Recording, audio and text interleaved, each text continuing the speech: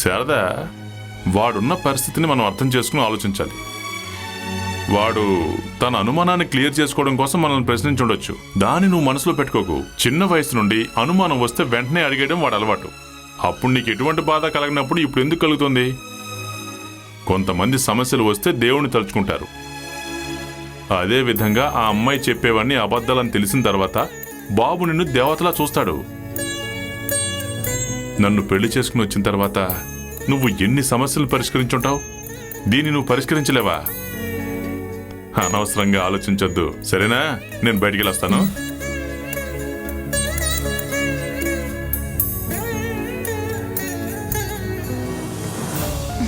ఎందుకైనా మంచిది, వెళ్ళి చూపిద్దాం పద. బాబు, ఇంతకు ముందు కన్నా ఇప్పుడు చాలా బెటర్ గా ఉంది. పర్వాలేదు, ఇలా చూడు, ప్లీజ్. రిస్క్ తీసుకోవడం కుదరదు. సెప్టిక్ అవుతుందేమో, వెళ్ళి చూపిద్దాం పద. అయ్యో బాబు, నేను వద్దని చెప్తున్నాను కదా. ఎందుకు నువ్వు అనవసరంగా మాట్లాడకు డాక్టర్ పద. దగ్గరికి? హాస్పిటల్లో డ్రాప్ చేసి నేను ఆఫీస్కి వెళ్తాను. అక్కడ నుంచి నువ్వు ఇంటికి వచ్చి. ఏంటి బాబు నువ్వు? నువ్వు ముందు ఆఫీస్కి వెళ్ళి నీ పనులు చూసుకో. బాబు, ఆ. ఒకే ఒక నిమిషం, నేను వెళ్ళి నీళ్లు తాగొస్తాను. సరే, ఆలోగా నేను ఏటీఎంకి వెళ్ళొస్తాను. నువ్వు త్వరగా రా. వచ్చేస్తాను. వెళ్ళు. నందిని, లేట్ చేయకు, నేను వెయిట్ చేస్తూ ఉంటాను. త్వరగా వచ్చేయి. నీళ్లు తాగొస్తాను, ఆగు. త్వరగా రా.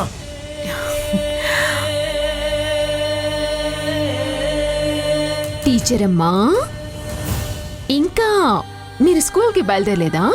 హ? మీ కొడుకే మీ మాట వినడం లేదు.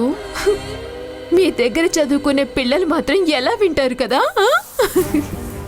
కానీ నేనే మీకు పాఠం నేర్పాను, చూసారా?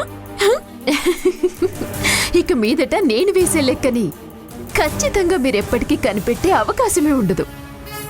పరిష్కారం తెలియక మీరు పిచ్చెక్కి తిరుగుతూ ఉన్నప్పుడు మీ అబ్బాయి నా పక్కనే ఉంటాడు. ఇక మీరు నా జోలికి వస్తే మిమ్మల్ని తరిమి కొడతాడు. వెళ్ళిరానా?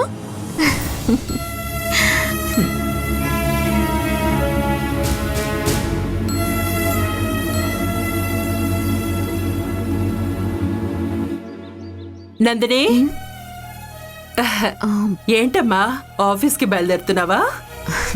ఆఫీస్కి కాదండి, హాస్పిటల్కి వెళ్తున్నాను. ఏమైందమ్మా నీకు?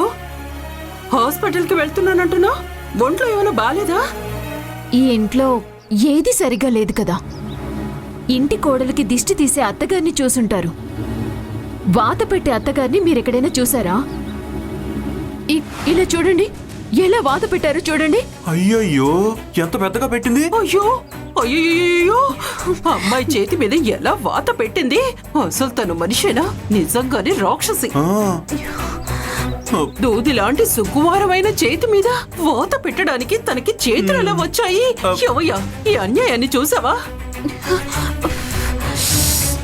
అయ్యో, నేను అసలు ఇది చూడలేకపోతున్నానమ్మా. కాఫీ గ్లాసు వేడిగా ఉంటేనే అది నేను భరించలేనమ్మా. పాపమమ్మా, దీన్ని ఎలాగమ్మా నువ్వు తట్టుకుంటున్నావు? ఆ శారద చాలా చెడ్డదమ్మా, ఇలా వాత పెడుతుందా?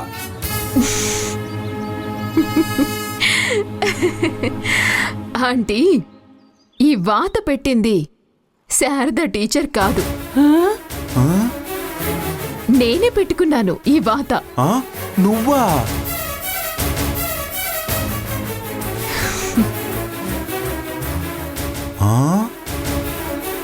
నా చేయిని చూసిన వాళ్ళందరూ మీలాగే ఆ శారదని బాగా తిట్టాలి. ఆవిడ శారద కాదు, ఒక శాడిస్ట్ అని అనాలి. అందరూ నమ్మడానికి నేనే వేసిన ప్లాన్ ఇది. బాగా వర్కౌట్ అయింది కదా. ఇప్పుడు మీరు కూడా నమ్మేశారు కదా. అవునమ్మా, ఎంత చక్కగా ప్లాన్ వేసావు నువ్వు. చూడమ్మా, 10 రోజులు కూర్చొని ఆలోచించినా కూడా ఈ బుర్రకి మాత్రం ఇలాంటి ఆలోచన రాదు. అవునవును.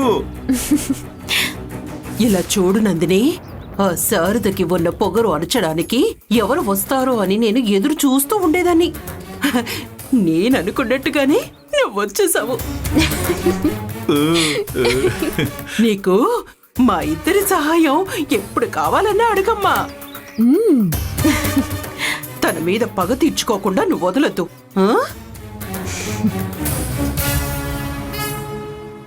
సరే బాబు వెయిట్ చేస్తున్నారు, నేను వెళ్ళొస్తాను. అమ్మా డాక్టర్ దగ్గరికి వెళ్ళి మందులు తీసుకొని వేసుకో. జాగ్రత్తమ్మా. జాగ్రత్తమ్మా. ఆ? సరే. ఆ.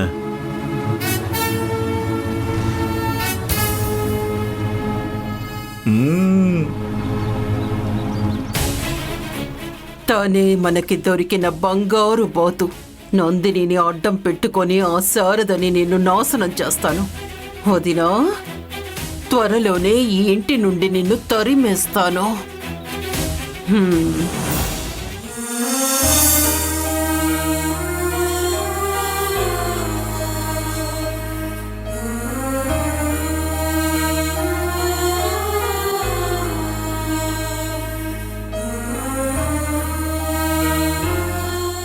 ఏ వేద, వేద,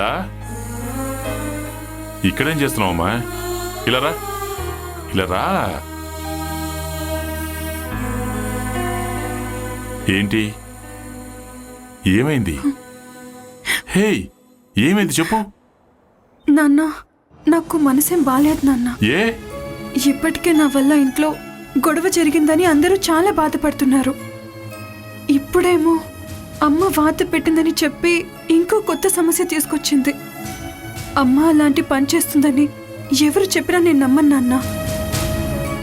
కానీ బాబు అన్నయ్య వదిన మాటే వింటున్నాడు. భార్య చెప్పిన మాటలు నిజమని నమ్మి శారద మనసు గాయపరిచాడు. సరే. వేదా, నువ్వింకా బయలుదేరలేదా? ఆఫీస్కి టైం అవుతోంది కదా. లేదమ్మా, నాకు ఆఫీస్కి వెళ్ళాలని లేదు. ఏ, ఒంట్లో బాలేదా? తనకి మనసు బాలేదట. మనసు బాగాలేదా? ఇలా చూడు, అనవసరంగా అన్ని మనసులో పెట్టుకొని బాధపడకు. ఎవరు ఎన్నన్నా నువ్వు పట్టించుకోవద్దు. నేను చెప్తున్నాను కదా, నువ్వే నా కూతురు. ఇందులో ఎటువంటి సందేహమూ లేదు. సరే, మీరు మాట్లాడుతూ ఉండండి, నేను కాఫీ నాకు కూడా. అలాగే.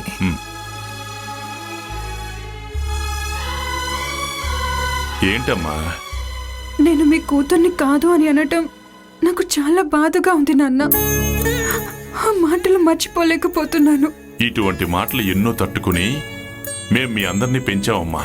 అనాథ అనే పేరుని నేను నా తల మీద మోస్తున్నాను నాన్న. ఈ భారం నా మీద ఎప్పుడు ఉంటుంది కదా. దీన్ని ఎప్పటికీ దించుకోలేను కదా. భారం అనేది ఎవరో మనకిచ్చేది కాదు, అది మన ఆలోచన. ఆ భారాన్ని నువ్వు మోస్తున్నావు అంటే దాన్ని ఎప్పటికీ దించడం సాధ్యం కాదు. నువ్వు ఎప్పటికీ ప్రశాంతంగా ఉండలేవు. 2 పిల్లల్ని కన్న తర్వాత నా భార్య నన్ను వదిలి పారిపోయింది. ఏంటి చూస్తున్నావు? ఆ తర్వాతే మీ పిన్నిని నేను పెళ్లి చేసుకున్నాను. ఆ సమయంలో ఊర్లో జనాలు, సొంత వాళ్ళు, చుట్టాలు అందరూ నా గురించి ఎంత నీచంగా మాట్లాడారో తెలుసా అమ్మా నీకు? వాటన్నిటి గురించి ఆలోచిస్తూ కూర్చుంటే ఇవాళ మేము మీ అందరినీ పెంచి ఎంత వాళ్ళని చేయగలిగే వాళ్ళమా ఏంటి? ఇప్పుడు మీ వదిన నందిని ఏమంది? నువ్వు మా అమ్మాయి కాదు అంది. అదేమైనా అబద్ధమా? నిజమే కదా. కానీ తను చెప్పిన ఉద్దేశం మంచిది కాదు, అంతే. తనేమీ ప్రేమతో చెప్పలేదు. కుళ్ళుబోతనంతోనో మనసులో కోపాన్ని పెట్టుకునో మన మీద పగ తీర్చుకోవాలని, ఈ కుటుంబాన్ని నాశనం చేయాలనే ఉద్దేశంతో చెప్పింది. తను చెప్పేవన్నీ మనం మనసులో పెట్టుకున్నామే అనుకో, ఈ కుటుంబంలో ప్రశాంతత లేకుండా పోతుంది. ఆఖరికి తనే గెలుస్తుంది. ఇలా చూడు, ఎంతమంది వచ్చి చెప్పినా సరే, నేను మీ అమ్మ, నువ్వు మా కూతురివి కాదు అని చెప్తేనే నువ్వు బాధపడాలి. ఆ తర్వాత ఏం చేయాలి అనే దాని గురించి ఆలోచించాలి. అంతవరకు నువ్వు సంతోషంగా నవ్వుతూ ఎప్పట్లాగే ఉండాలి. అర్థమైందా? వేద, ఇలా చూడు, మేమందరం నీ వైపే ఉన్నాం.